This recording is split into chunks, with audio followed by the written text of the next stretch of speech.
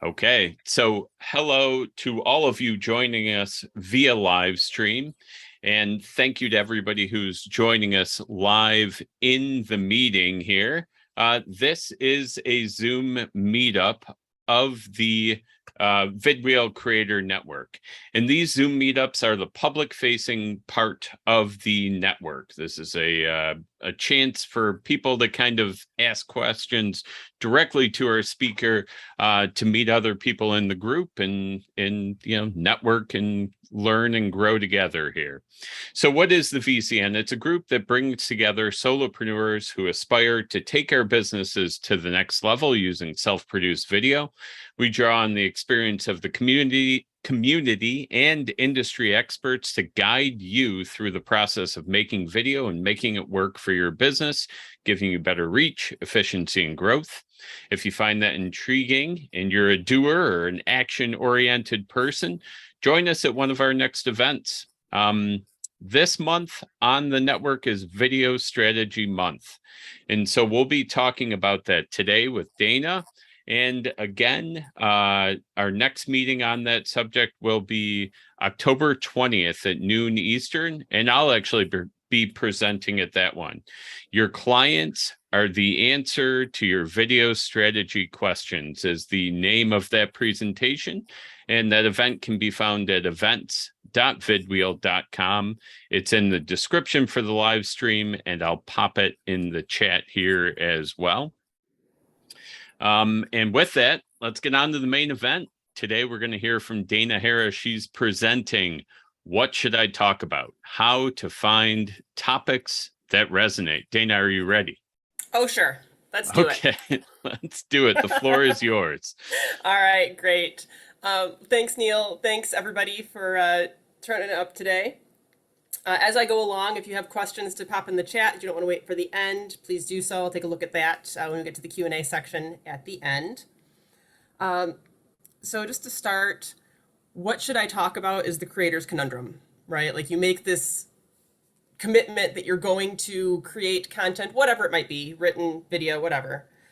You're going to do it, and you maybe get off to a really good start, and then the day comes where you're like, okay, now what? I don't know what to talk about. So I'm actually going to share my screen, if that's okay, Neil. So let me hit present here. All right, so rule number one, I'm going to go through some foundational rules of coming up with your content topics, then we'll hit some tactical strategies at the end. So rule number one is that the muse is flaky. You cannot count on her.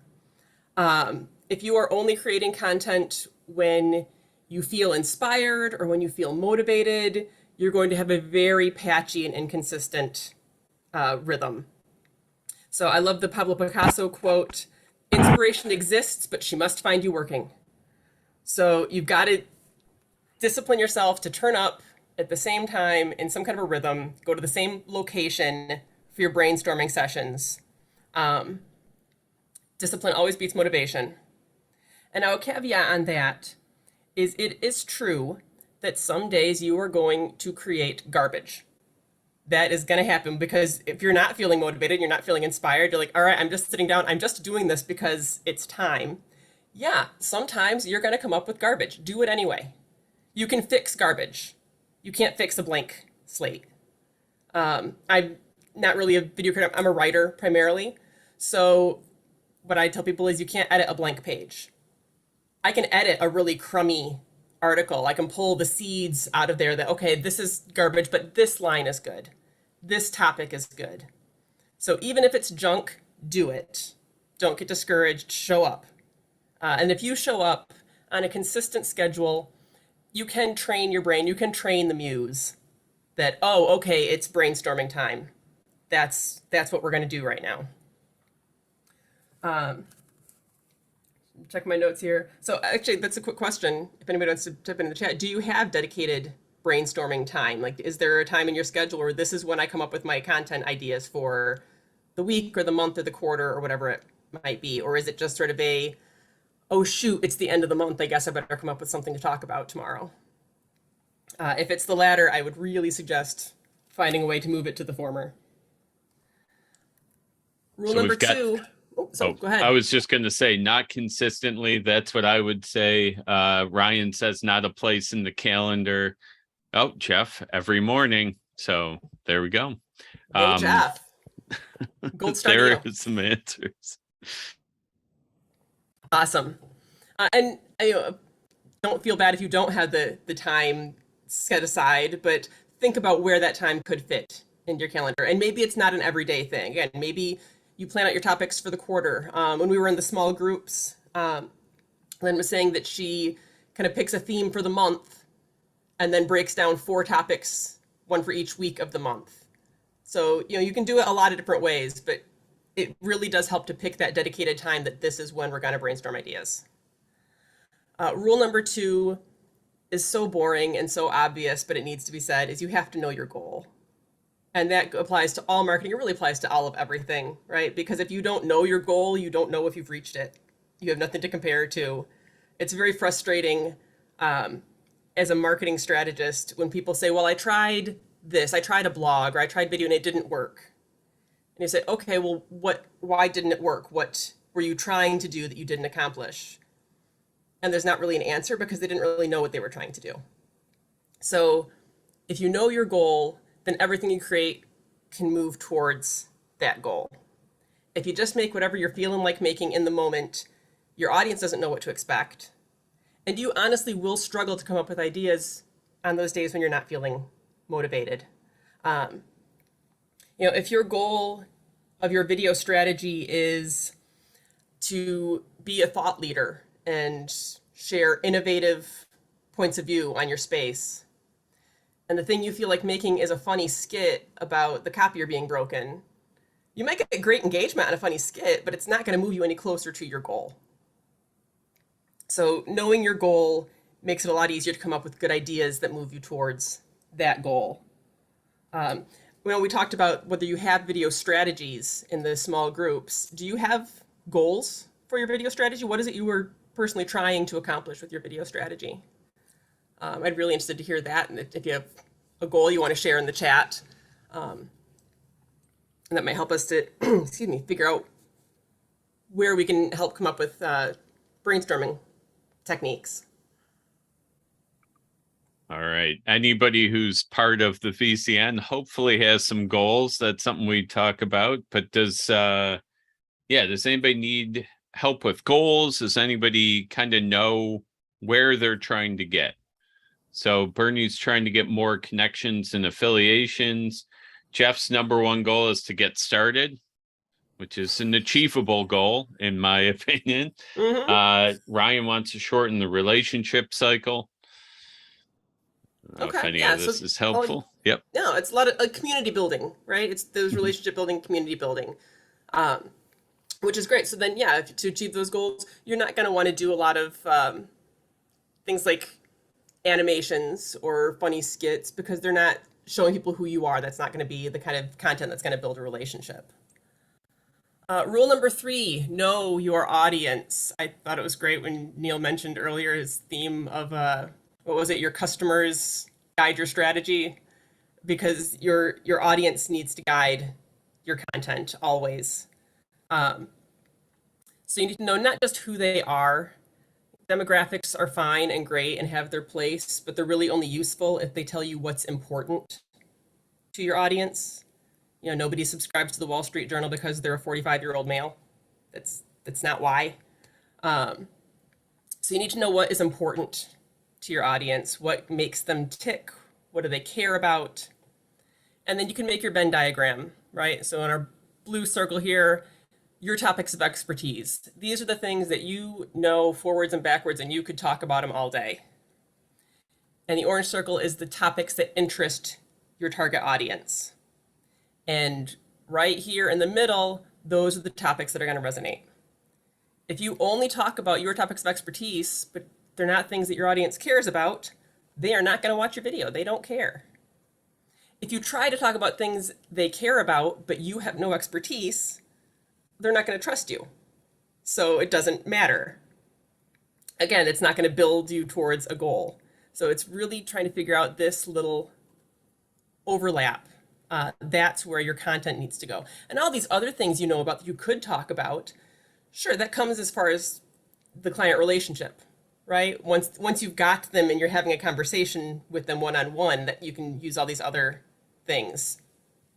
But working on your content, you've got to go for the things that you know about and they care about. So those are my foundational rules that I think you need to have in place to make brainstorming a lot easier. Now I'll get into the tactic that we're going to talk about. First, before we can start tactics, researching your audience. So, all right, I told you have to know what your audience cares about. How do you find out what your audience cares about?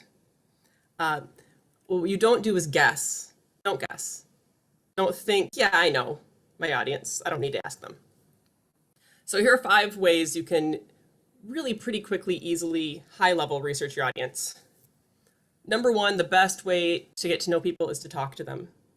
So pick a couple of representative members of your target audience and talk to them. Maybe they're your current customers or former customers, people in your network that are like the people you're trying to target. Reach out to them, interview them, ask if you can send them a 5-question survey. Just ask them, what's important to you? What questions do you have about the thing that I do? What do you think you know about the thing that I do? It's amazing all the misperceptions that are out there that you can correct, right? So maybe somebody's like, oh, I don't have any questions about what you do. Okay, can you tell me what it is you think I do? I'm gonna tell you right now, my husband has no idea what I do. He doesn't get it. So I'm guessing there are probably other people in my network who think maybe they know what my title means, but they don't really get it. Using the Google. Go ahead and put your topic keyword on Google to see what's ranking. Take a look at what's out there. Don't try to duplicate it, but at least it will tell you what things people are clicking on. And also on that Google search results page, look at the features. Google is trying to help you out. They really are. They got your back. Look at the people also asked and related searches and note those things as well. Those are specifically things people want to know about the topic you're using as a keyword. Your own social media. Track your posts that get the most engagement. What posts do people like, share, comment on? Mind the comments. Are they asking questions? What questions do they have? If they're saying, yeah, I relate to this because, what stories are they telling? Why is it important to them? Check the engagement on your competitors' social media too. What are their followers asking or commenting or saying? And then ask yourself and your peers what intrigues or confuses people. Go ahead and reach out to the people in your network who are in the same business you are. Be like, hey, what are you hearing from customers right now? What's on people's minds? What's confusing? What do people not understand? And answer those questions. Don't just answer like the frequently asked questions, but also sort of the questions people should be asking and they're not because they don't have enough information. So let me make sure I've got everything here. Okay. Now I can get into tactics. So the tactic I'm going to talk about today is building topic clusters. I see some nodding. I think a couple people are already familiar with this. It's really a great way to break through some writer's block or video maker's block. I don't know what the video term is for writer's block, but to break through that brainstorming block by putting constraints on your ideas. It feels like constraints would limit your ideas, but it doesn't. It actually leads to more ideas because you have some parameters to think within. If I ask you, just as an example, if I say, well, what's your favorite business? That's a hard question to answer. If I say, what's your favorite restaurant? That's a little easier. If I say, what's your favorite restaurant to take someone on a date? That's much easier, right? Narrow down the parameters, it becomes a lot easier to come up with the solutions and the answers.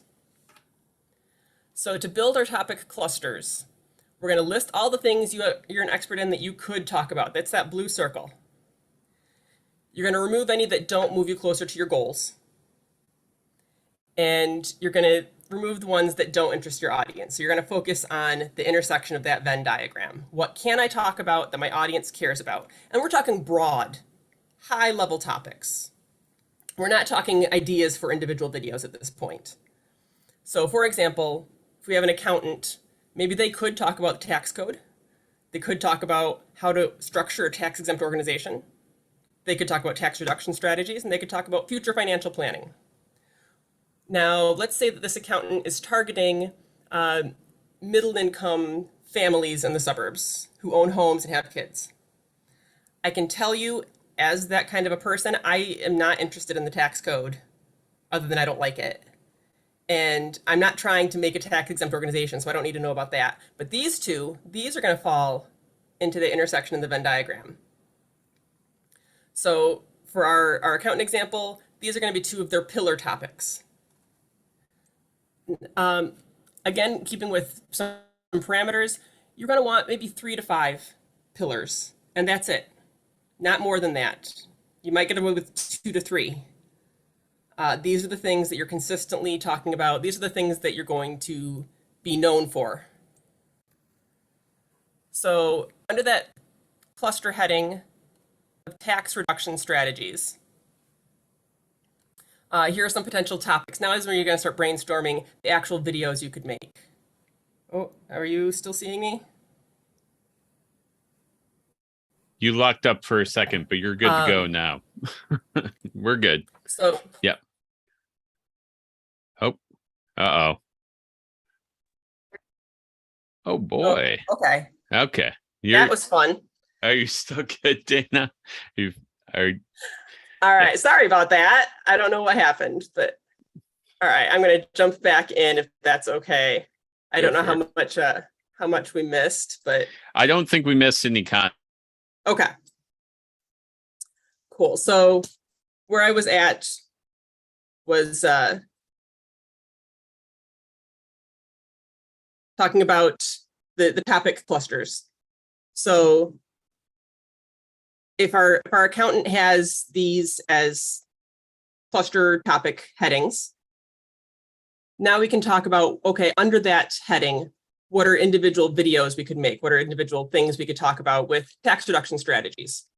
Well, you could make a video about hidden tax deductions for parents, how to calculate the tax burden before you make an investment, tax deductions for homeowners, how your pay raise could affect your taxes, should you do your own taxes or hire a preparer? So once you have that high level topic and you know your audience and you've done a little bit of research about what their questions are and what they want to know about that topic, it really opens the door to just a flood of potential ideas. And then one more foundational thing is don't reinvent fire, okay?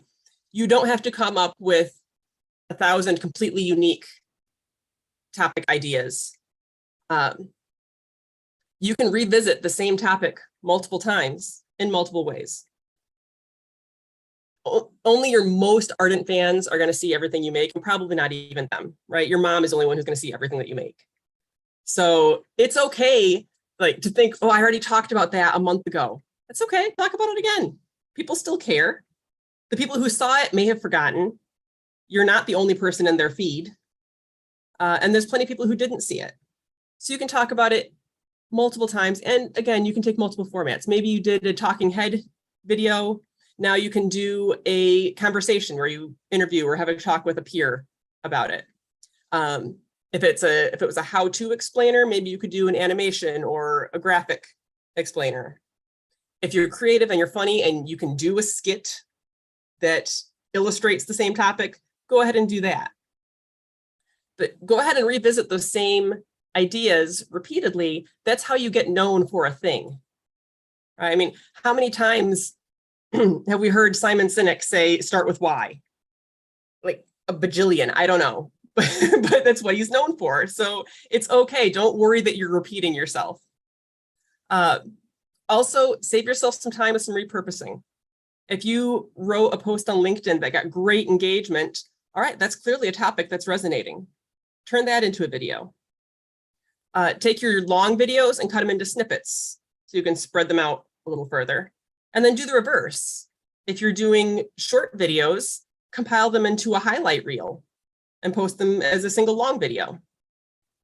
You don't need to reinvent the wheel every time. Part of your brainstorming might be going back and looking at what got really good engagement before that I can talk about again. Or what have I already made that I could repurpose into something else? You can, over time, as your library grows, you will end up spending actually less and less time having to create new content. And the brainstorming also gets less and easier because you start to get a feel for what resonates and you know what people want to hear about.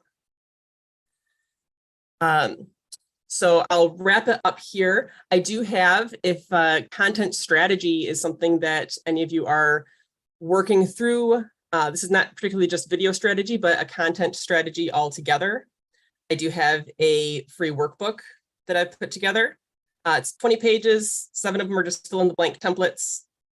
So it helps you, it's 0 to content strategy. If you've got nothing, this can get you started with just a functioning basic strategy. I can go ahead and put the link in the chat when I get back out of sharing. Actually, can I do it from here? I can do it from here. So I will put the link in the chat. All right. The link did just go live yesterday, and I'm paranoid and distrustful. So if you sign up for a workbook and it does not arrive in your inbox, please email me and I will email you one directly, because I'm not a Luddite, but I'm distrustful. So if you sign up for one and you don't get it, please let me know and I'll make sure that you get one. All right. That is excellent. Yeah. So then that's me. I'll leave it up just for a moment if anybody wants to screenshot it, but I'll also put the information into the chat. Yeah, please. Yeah, drop that info in the chat. When you drop it in the chat, I'll drop it out in the live stream chat. And if we're all set with the presentation, then we have the opportunity to do some Q&A. So we'll kind of start with folks in the room. Does anybody have any questions for Dana?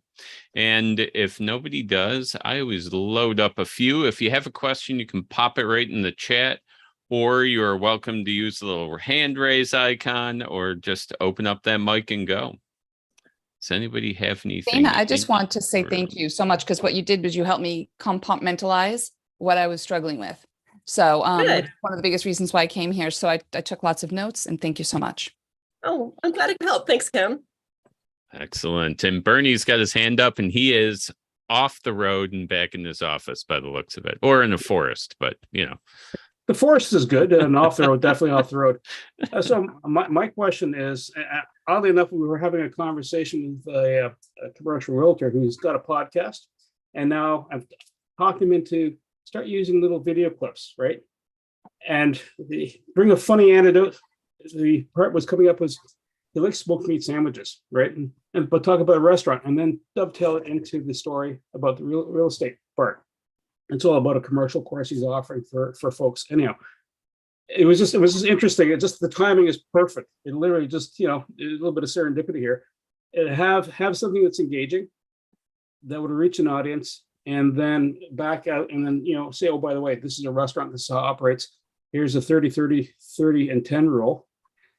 And then, and bringing that in. So that's, that's really, that's kind of cool. And it to be extremely broad-based to the population. And then as you're getting feedback, start narrowing down depending where you're resonating the most.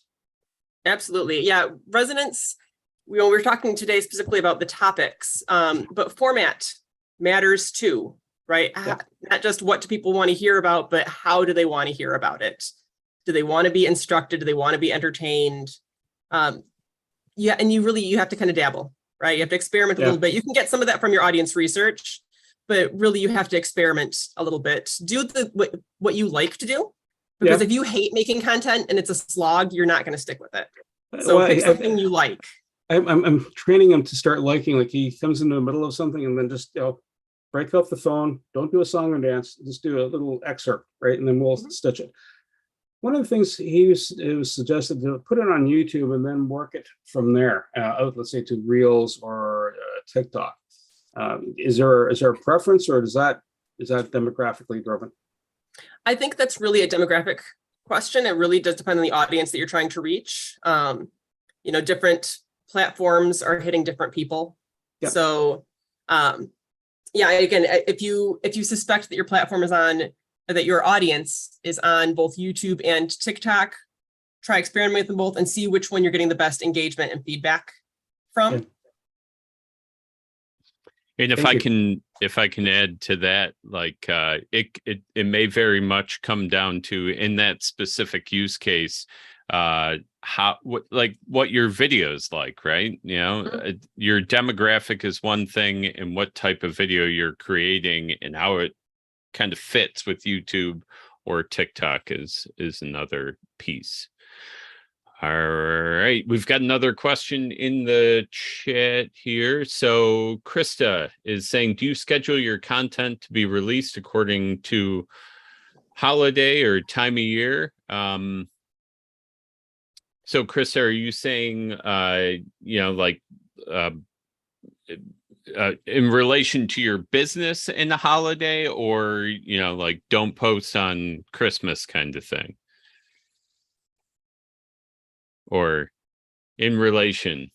Okay. So yeah, so I think that's going to be a question about your business and your audience. In your case, because you're working with mental health, I'm assuming that like the holiday season has a whole host of its own stressors, right? So that's maybe where your content could target around November, December.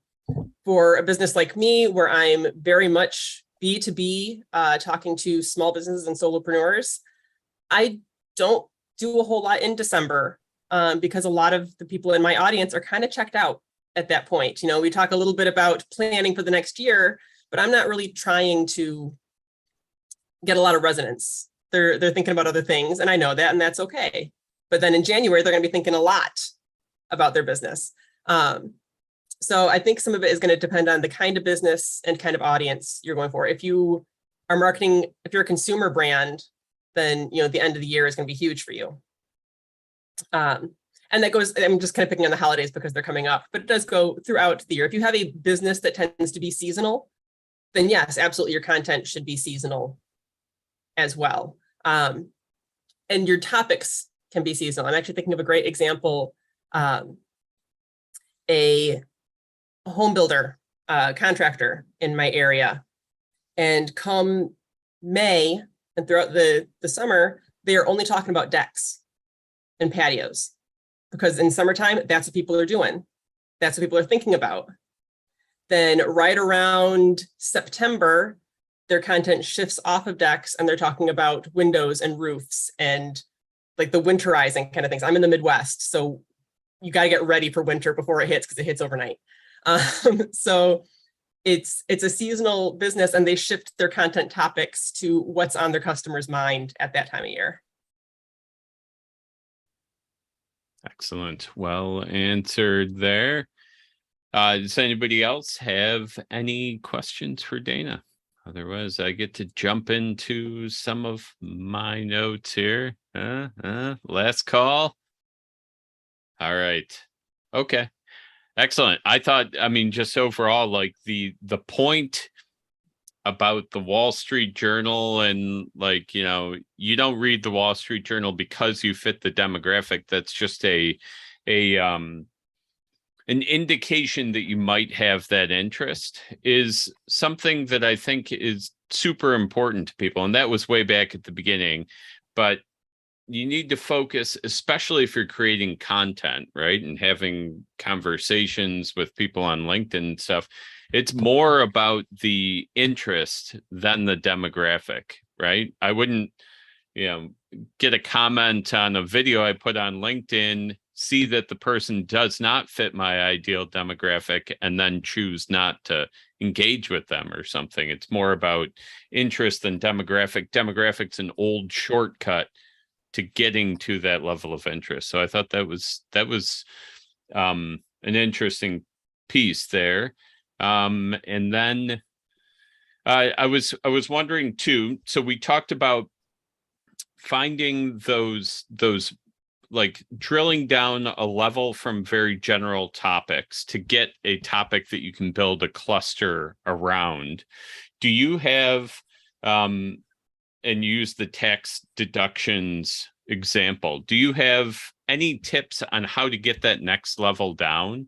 Is it just at that point looking in reference at questions you got from your clients, or the comments like you mentioned, or I don't know, any way to kind of easily connect the dots for people, or a tip that might do that? Yeah. So when you have your high level topic, getting down into those individual video, I wish I had another word than topic, those individual video topics, a lot of it is going to come from just brainstorm, write down what are the questions that you know people have because they're asking you. You can look at your Google search, look at your social comments. There is another tool I like to use called Answer the Public. It's answerthepublic.com.